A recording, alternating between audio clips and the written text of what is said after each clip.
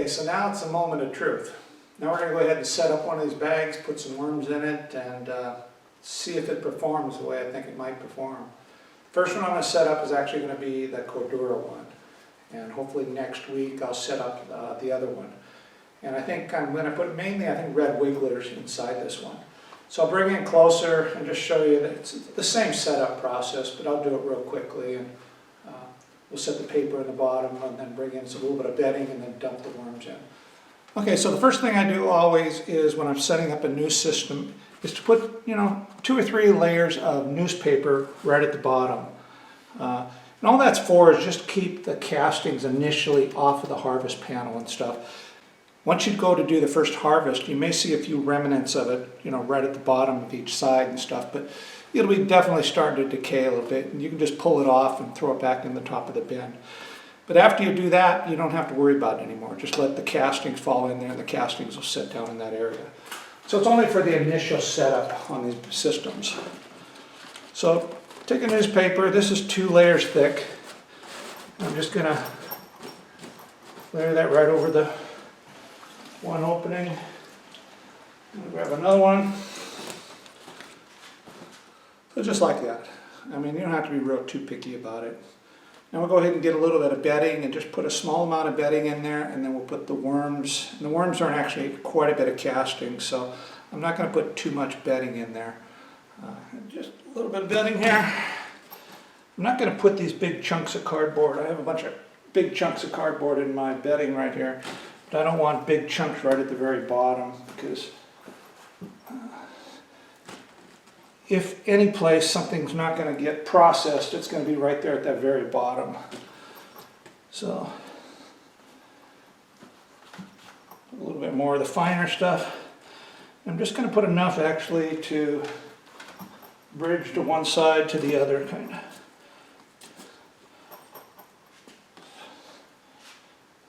So that's about it. I literally only put about 1.5 inches or so of bedding in the bottom. Again, that's because my worms are in an awful lot of casting, because I'm not trying to separate the worms completely. So grab some worms and throw them in. Okay, so now if you were setting this system up as a new system, I would actually put bedding probably all the way up to about the zipper, so about 4 or 5 inches. And then just dump your worms in, because all they are is just worms that you got from some separated worms. So in this system, I would probably set this thing up a minimum of 2 pounds, probably 3 pounds to get the system started well. But since it just yanked some worms out of the top 4 inches of my bag over there, there's a lot of castings and miscellaneous stuff. I have over 5 gallons of stuff I want to put in here. So that's the reason I'm not putting very much on the bottom. So I'm just going to place this stuff in no particular way. You can see a lot of, there's a lot of red wigglers in here. They've been doing well. I'm actually going to speed this up. I'm just going to dump it in. So I'm putting it all in anyway.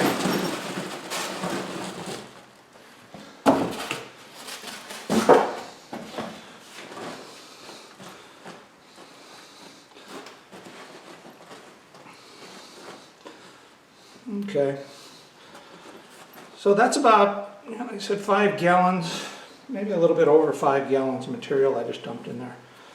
But I'm not going to feed this an awful lot to start with, because I really want them to work this material over really well. There's an awful lot of scraps and stuff in here. Maybe, later on in the week and stuff, I'm definitely not going to give it anything right now. That gives me probably about, I don't know, maybe 7 inches, possibly 8 to the very, very bottom of depth on this thing right now. So I'm going to leave it like that, and we'll come back in and take a peek at them during the week and see how they're doing.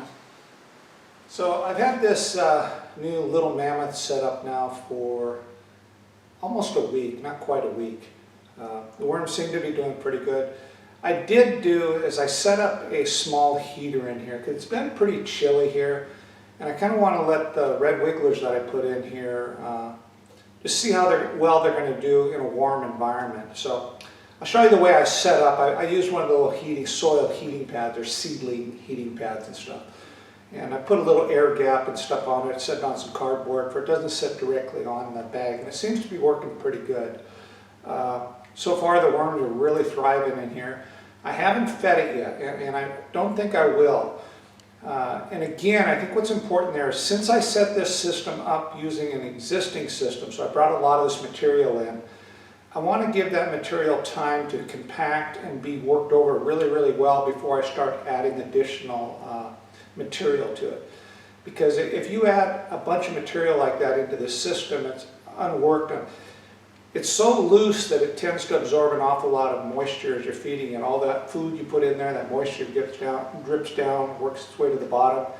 And you can end up with kind of a mess at the bottom of these systems. And plus the worms will tend to hang out down at the bottom if you put in too much existing material.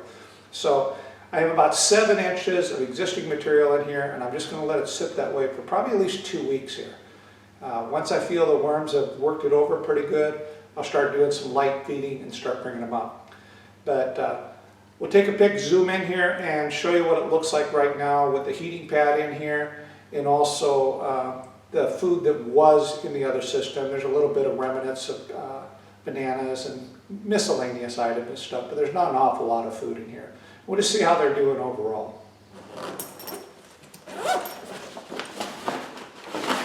Right off the bat here, definitely some condensation right here. And this didn't happen until I put the heater in there. But as soon as I put the heater in there, the top of the lid is condensating.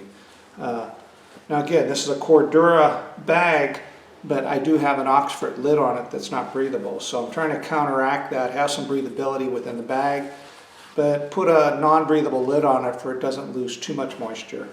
So we'll see how this goes. I mean, the other option is to put a breathable lid on this thing, a solid breathable lid too. And so we'll test it out and see what we think. What I did is I have these gunny sacks sitting on top. That's just to hold the heat in. And then I have one of these seedling heaters. And I just have this sitting on top of a piece of really thick cardboard. This is like a 1-inch cardboard piece that I happen to found. I have it sitting there and this sitting on top of that. And what I did also is to keep this off I put these little pegs in here because I wanted an air gap underneath here. So when I set this cardboard on here, it's not sitting directly onto the bedding. It's actually elevated about 1 inch, so it lets that warm air kind of circulate along the bottom. And if I feel right in here, it's warm, but it's not too hot at all. The outer edges are definitely cool, but so I just set these in. You can adjust these however deep you want to put them. So pull them out there and take a look and see how these worms are doing.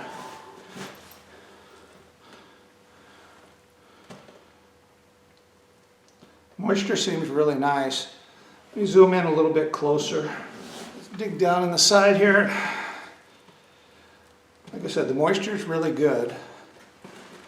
I can't complain about that. The worms overall just seem like they're doing really well. Let's dig down in along the side here. Now, even along the side of the bag, it's actually real moist, surprisingly. Again, it's not hot in here at all, so it might be different if the garage is really hot and stuff, but at the temperature I'm at right now, I don't see any moisture issues at all, currently anyway. The worms seem well distributed. They look good and healthy, that's for sure.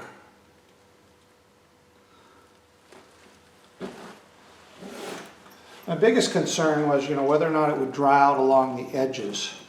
Because again, that's where the Cordura tends to breathe a little bit along the edges. But like I said, now currently, I don't see any issues whatsoever here.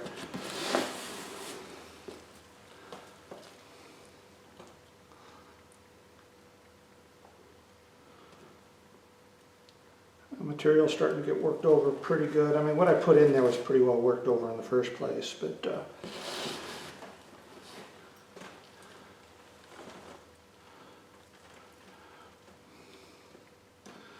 must have been some type of, little piece of celery or something right there. So they're definitely congregating around that. But no, overall, seems like it's doing really well.